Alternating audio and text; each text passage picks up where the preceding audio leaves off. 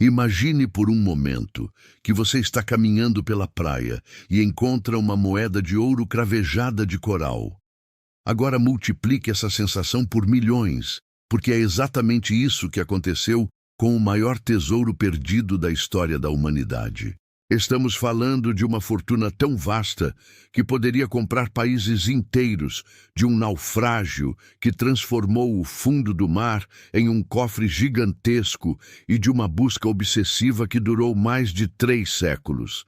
Se você está gostando dessa história incrível, não esqueça de se inscrever no canal, deixar seu like e compartilhar com seus amigos, porque hoje vamos mergulhar literalmente no maior mistério dos oceanos. Era o ano de 1622 e o Império Espanhol estava no auge de sua dominação sobre o Novo Mundo. As colônias americanas jorravam riquezas como nunca antes visto na história humana. Ouro do Peru, prata de Potosí, esmeraldas da Colômbia e tesouros astecas fluíam em navios carregados através do Atlântico, alimentando a economia europeia e sustentando o poder de Madrid. A frota de Tierra Firme, como era conhecida a frota espanhola, representava a maior operação de transporte de riquezas da época. Cada viagem carregava o equivalente ao orçamento anual de nações inteiras. Entre todos os navios dessa frota, havia um que se destacava, a Nuestra Senhora de Atocha, uma imponente nau de 550 toneladas que se tornaria protagonista da maior tragédia marítima da história do tesouro.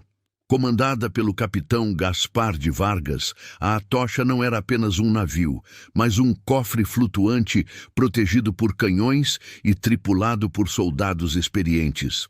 Sua missão era simples: transportar com segurança o tesouro mais valioso já reunido em um único navio. Em setembro de 1622, a Atocha partiu do porto de Havana, carregada com uma carga que desafia a imaginação.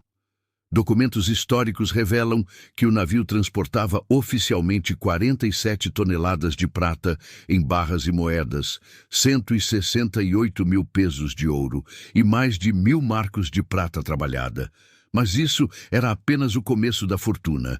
Centenas de esmeraldas colombianas, algumas do tamanho de ovos, estavam cuidadosamente embaladas nos porões. Joias pertencentes à nobreza colonial, incluindo um colar de pérolas avaliado em uma fortuna, ocupavam cofres especiais. Crucifixos de ouro maciço, prataria religiosa incrustada de pedras preciosas e até mesmo um rosário pessoal da rainha da Espanha faziam parte da carga. Mas o que tornava essa viagem ainda mais extraordinária era o contrabando. Estima-se que a carga não oficial era 3 vezes maior que a registrada, incluindo tesouros saqueados de templos astecas e incas que nunca foram declarados à coroa. O valor total da carga, em moeda atual, é estimado em mais de 2 bilhões de dólares, tornando-se oficialmente o naufrágio mais caro da história. A tragédia começou quando a frota enfrentou o que os marinheiros chamavam de El Huracán del Diablo, o furacão do diabo. Era 6 de setembro de 1622 e uma tempestade de proporções catastróficas varreu o Estreito da Flórida. Ventos de mais de 200 quilômetros por hora criaram ondas gigantescas que engoliam navios inteiros. A Atocha, pesada demais com sua carga preciosa, não conseguiu manobrar adequadamente contra a fúria da natureza. Testemunhas sobreviventes relataram que o navio lutou heroicamente contra as ondas por horas, mas sua sorte estava selada. Um golpe devastador de uma onda colossal quebrou o mastro principal e a água começou a invadir os porões.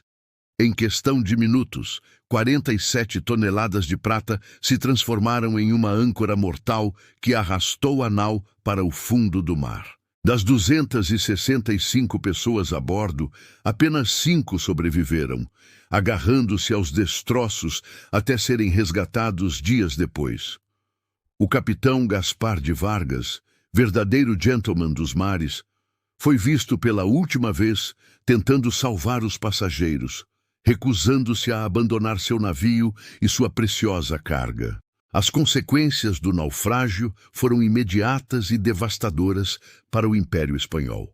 A perda da Atocha representou um golpe financeiro equivalente a anos de arrecadação colonial. O rei Filipe IV, ao receber a notícia em Madrid, teria dito que o mar nos roubou o tesouro de 10 anos. Imediatamente, a coroa espanhola organizou expedições de resgate, usando os mais avançados equipamentos de mergulho da época. Mergulhadores nativos das ilhas caribenhas foram recrutados para buscar os destroços, mas as águas turbulentas e a profundidade do naufrágio tornaram a tarefa quase impossível. Durante décadas, navios espanhóis patrulharam a região, tentando localizar exatamente onde a Atocha havia afundado. Alguns artefatos foram recuperados nos primeiros anos, incluindo 2 canhões de bronze e algumas barras de prata, mas o grosso do tesouro permanecia intocável no fundo do mar. A frustração era tamanha que funcionários reais chegaram a oferecer recompensas equivalentes a pequenas fortunas para quem fornecesse pistas sobre a localização exata dos destroços. Ao longo dos séculos, a história da Atocha deu origem a inúmeras teorias e lendas. Piratas caribenhos espalharam rumores de que haviam encontrado parte do tesouro, criando mapas falsos que vendiam a exploradores ingênuos. Uma teoria persistente sugeria que o navio não havia afundado completamente, mas encalhado em uma ilha secreta onde o tesouro foi escondido por sobreviventes. Outra versão popular contava que corsários ingleses haviam saqueado os destroços décadas antes das primeiras expedições oficiais de resgate. Pescadores locais relatavam avistamentos de moedas douradas em suas redes, alimentando especulações sobre múltiplos locais de naufrágio. Durante o século XVIII, vários exploradores europeus afirmaram ter localizado a Atocha, mas nenhum conseguiu provar suas alegações. A lenda cresceu tanto que buscar a Atocha se tornou sinônimo de perseguir sonhos impossíveis no Caribe.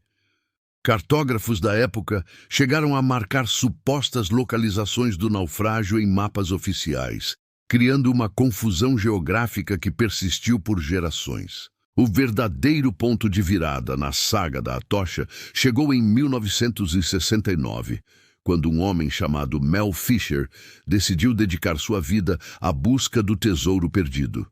Fisher, um ex-mergulhador comercial da Califórnia, havia se mudado para a Flórida com sua família, determinado a encontrar o que os espanhóis não conseguiram recuperar 300 anos antes. Utilizando tecnologia moderna, incluindo detectores de metal subaquáticos e equipamentos de sonar, Fisher começou uma busca sistemática que consumiria 16 anos de sua vida. Sua obsessão custou-lhe quase tudo, sua casa, suas economias e, tragicamente, a vida de seu filho Dirk e Nora Angel, que morreram em um acidente de mergulho durante as buscas em 1975. Mesmo devastado pela perda, Fisher continuou sua missão com uma determinação que impressionava até seus críticos. Sua frase favorita, "Hoje é o dia", tornou-se um mantra entre caçadores de tesouros ao redor do mundo. Em 1985, após anos de fracassos e pequenas descobertas, a equipe de Fisher finalmente localizou o que procurava: os destroços principais da Nuestra Senhora de Atocha, junto com uma quantidade impressionante de seu tesouro lendário. A descoberta de Fisher revelou uma carga ainda mais impressionante do que os registros históricos sugeriam. Emeraldas do tamanho de punhos, correntes de ouro de metros de comprimento, moedas de prata em perfeito estado de conservação e artefatos únicos que contavam a história da América colonial. Entre os itens mais valiosos estava um cálice de ouro incrustado de esmeraldas, avaliado em mais de 4 milhões de dólares, e uma corrente de ouro de 2,5 metros que se tornou símbolo da descoberta. Mas a batalha legal que se seguiu foi quase tão épica quanto a busca. O governo americano, o estado da Flórida e até mesmo a Espanha reivindicaram direitos sobre o tesouro. Processos judiciais se arrastaram por anos, criando precedentes legais para descobertas marítimas futuras. Fisher lutou em tribunais com a mesma determinação que havia mostrado no oceano, defendendo seu direito de manter o tesouro que havia custado tanto para encontrar. Finalmente, a Suprema Corte Americana decidiu a favor de Fisher, estabelecendo que descobridores de tesouros em águas internacionais tinham direito legal às suas descobertas. O valor total dos artefatos recuperados foi estimado em mais de 400 milhões de dólares, tornando Fisher uma das pessoas mais ricas da América da noite para o dia. Mas a história da Atocha não terminou com a descoberta de Fisher. Especialistas estimam que apenas uma fração do tesouro original foi recuperada e que bilhões de dólares em ouro, prata e pedras preciosas ainda repousam no fundo do oceano. Expedições modernas continuam encontrando artefatos espalhados pela região, sugerindo que tempestades e correntes oceânicas dispersaram o tesouro por quilômetros quadrados do fundo marinho. Tecnologias como robôs submarinos e sonares de alta precisão revelaram anomalias metálicas que podem indicar depósitos adicionais de tesouro. A área ao redor do naufrágio da Atocha tornou-se uma das regiões mais estudadas do mundo pelos arqueólogos marinhos, oferecendo insights únicos sobre a vida colonial e as rotas comerciais do século XVII.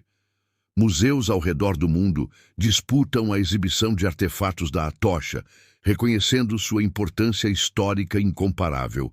O naufrágio também inspirou mudanças significativas nas leis marítimas internacionais, estabelecendo protocolos para a preservação de sítios arqueológicos subaquáticos. A lição mais profunda da Nuestra Senhora de Atocha transcende seu valor monetário astronômico. Esta história nos lembra que os maiores tesouros da humanidade muitas vezes exigem os maiores sacrifícios. A obsessão de Mel Fisher, que custou vidas e fortunas, exemplifica a natureza dupla da ambição humana, nossa capacidade de alcançar o impossível e o preço que às vezes pagamos por nossos sonhos. O tesouro da Atocha também simboliza a fragilidade do império e da riqueza, mostrando como forças naturais podem, em questão de horas, destruir o que levou décadas para construir.